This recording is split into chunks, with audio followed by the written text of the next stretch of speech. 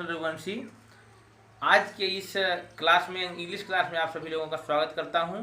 मुझे उम्मीद है कि आप लोग जहां भी होंगे स्वस्थ होंगे, सुरक्षित होंगे और अपने स्वास्थ्य के प्रति जागरूक होंगे। जैसा कि आंकड़े बता रहे हैं कि कल तक हमारे देश में 46,500 मामले आ चुके हैं कोरोना के और 1500 से ज़्यादा मौतें हो चुकी हैं। तो आप लोग सुरक्षित रहिए, अपने स्वास्थ्य का ध्यान रखिए और लगातार पढ़ते रहिए अपने लक्ष्य की प्राप्ति के लिए। आइए आज का हम टॉपिक जो कि कल से ही चल रहा है उसको कंटिन्यू करेंगे। आर्टिकल, हमने आर्टिकल आपको दो प्रकार के बताए थे, इनडेफिनिट आर्टिकल और एन डेफिनिट आर्टिकल द के बारे में हमने बताया था कि ऐसा आर्टिकल जो किसी निश्चित चीज़ के बारे में बात करता हो, किसी निश्चित वस्तु के बारे में बात करता हो, निश्चित व्यक्ति के बारे में बात करता हो, उसे हम बोलते हैं डेफिनिट आर्टिकल और उसका एकमात्र उदाहरण द है। अब द के बारे में कल हमने 5 नियम आपको बताए थे, 5 नियम द से जुड़े हुए बताए थे। अब बाकी 5 नियम हम आज बताने जा रहे हैं। और इस बात का ध्यान रखिए, किसी क्लास स्पेसिफिक क्लास नहीं है, इसको किसी भी क्लास का बच्चा 3 से लेकर के 11वीं 12वीं तक अगर पढ़ता है तो उसका आर्टिकल से संबंधित या जो भी विषय हम पढ़ाएंगे उससे संबंधित सारा कंफ्यूजन दूर हो जाएगा और उन चीज़ों से जुड़ा रहेगा। आइए आज का क्लास स्टार्ट करते हैं। हमने यब से शुरुआत की है क्योंकि कल हमने ई तक पढ़ा था। देखिए पहला सेंटेंस यहाँ लिखा हुआ है, he is coming from the east. क्या लिखा हुआ है? He is coming from the east, वह पूरब से आ रहा है। तो यहाँ यह द का प्रयोग किया गया है। द का प्रयोग क्यों किया गया है? क्योंकि यहाँ पर दिशा बताई गई है और हमेशा दिशा अगर लिखी जाती है तो द का प्रयोग नहीं होता है। याद रखिएगा इस बात को कि हमेशा जब दिशा का प्रयोग किया जाता है तो द का प्रयोग नहीं होता है। सिर्फ इस स्थिति में द का प्रयोग होता है जब दिशा या डायरेक्शन से पहले प्रीपोजिशन हो। क्या बच्चों हो? प्रीपोजिशन हो। अब प्रीपोजिशन क्या होता है, इसको जब हम आपको पार्ट ऑफ स्पीच पढ़ाएंगे तो हाँ और डिटेल में बताएंगे। यहाँ सिर्फ इतना बता दे रहे हैं जिसे किसी स्थिति का पता चलता हो, किसी स्थान का पता चलता हो, किसी पोजीशन का पता चलता हो, उसे हम बोलते हैं प्रीपोजिशन।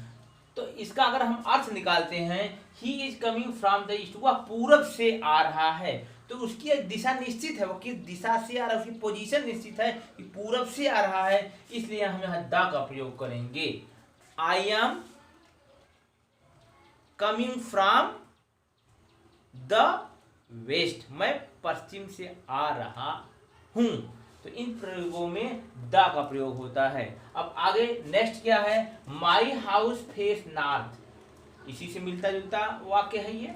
देखिए यहाँ पर नॉर्थ का प्रयोग हुआ, डायरेक्शन का प्रयोग हुआ है, लेकिन द हमने नहीं लगाया यहाँ पर। द इसलिए नहीं लगा है क्योंकि दिशा से पहले, डायरेक्शन से पहले कोई प्रीपोजिशन नहीं है।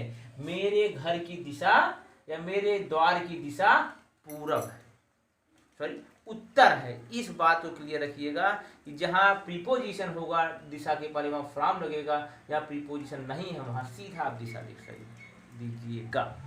ठीक है, द उन्हीं चीज़ों में प्रयोग होता है। आइए अगले पे चलते हैं। किसी महान व्यक्ति के बारे में जब बात की जाती है या जिसे हम प्रॉपर नाउन कहते हैं, जब प्रॉपर नाउन के बारे में बात करते हैं तो वहाँ पर नाम से पहले जो उनका आप एडजेक्टिव लगाते हैं, उनकी विशेषता लगाते हैं, उससे पहले हम द का प्रयोग करते हैं। एडजेक्टिव क्या होता है? जो कि विशेषता बताता हो। इसके बारे में भी हम आगे डिटेल में पढ़ेंगे। तो द ग्रेट अशोक, अशोक कैसे थे? महान थे। The great Ashok, the great emperor Ashok, ऐसा भी लिखा जाता है। तो यहाँ पर हम द का प्रयोग करेंगे। उसी प्रकार से द इमोर्टल गांधी, गांधी कभी मरे नहीं, अमर व्यक्ति हैं, उनके सोच, उनके विचारधारा, उनके कृत्य जो हैं अमर हैं। ऐसी परिस्थितियों में भी हम द का प्रयोग करते हैं। तो यह है किसी विशेष प्रॉपर नाउन के लिए हम द का प्रयोग करते हैं। अब नेक्स्ट टॉपिक पर हम आते हैं। यच हमारा है जब किसी विशेष ट्रेन की बात होती है, जब किसी विशेष ट्रेन की बात, जैसे the Prayagraj express, the Taj express, the राजधानी एक्सप्रेस, तो वहां पर भी नाम से पहले हम द का प्रयोग करते हैं। और कोई शिप हो तो यहाँ पर हमने क्या किया? रेल लिख दिया, रेल। उसी प्रकार से जब किसी शिप की बात करते हैं, किसी जहाज की बात करते हैं जो पानी में चलती हो, चाहे आपका हवा में चलती हो, हवा में एरोप्लेन, और जो पानी में चलते हो उसे शिप बोलते हैं। उसके नाम से पहले भी हम द का प्रयोग करते हैं, ये द टाइटैनिक। ठीक, अब नेक्स्ट पर आते हैं। अभी तक जी यस तक पढ़े हैं, अब आई पर आते हैं। जब किसी स्टेट का नाम लिखा जाता है, स्टेट का मतलब राज्य, स्टेट का मतलब राज्य, या कोई रीजन,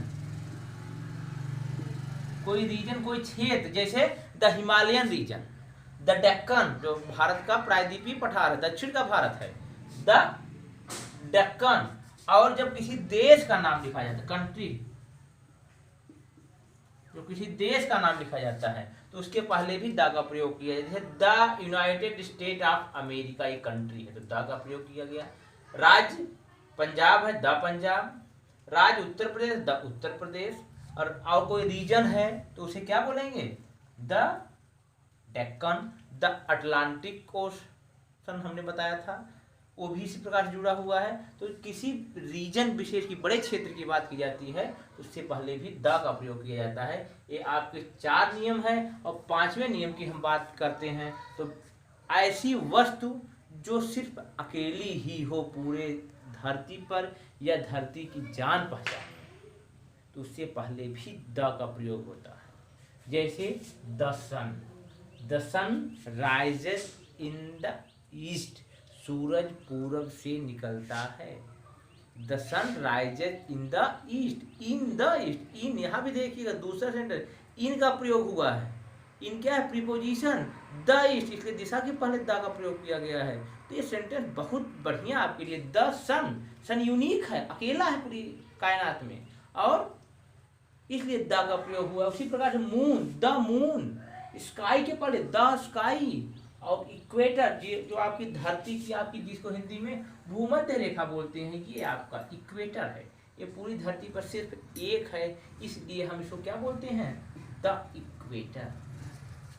आज हमने 5 नियम समझे आपके आर्टिकल के द के। कल हम फिर 5 नियम और समझने का प्रयास करेंगे, और इसी के साथ कल हमारा आर्टिकल का चैप्टर पूरा हो जाएगा। तो कल का अगर आज की बात हमारी न समझ में आ रही हो तो हम कल का वीडियो देखें, मतलब स्टरडे का, और आज का वीडियो देखें। जब तक आप पूरे वीडियो नहीं देखेंगे तो एक दूसरे को रिलेट नहीं कर पाएंगे, समझ नहीं पाएंगे। इसलिए सारे वीडियोज को देखिए, ध्यानपूर्वक देखिए, सावधानी से देखिए, और आपको सारे नियम समझ में आ जाएंगे। कल हम आर्टिकल चैप्टर पूरा प्रयास करेंगे हमारा समाप्त हो जाए। आप अपने तरफ से होमवर्क बनाते रहिए, नए नए सेंटेंस बनाइए, उसमें द का प्रयोग करना सीखिए, आ का प्रयोग करना सीखिए, एन का प्रयोग करना सीखिए। बाकी हम आपके साथ हैं, हम पूरा प्रयास होगा आपके साथ रहें। आप लोगों को बहुत बहुत धन्यवाद। नमस्कार।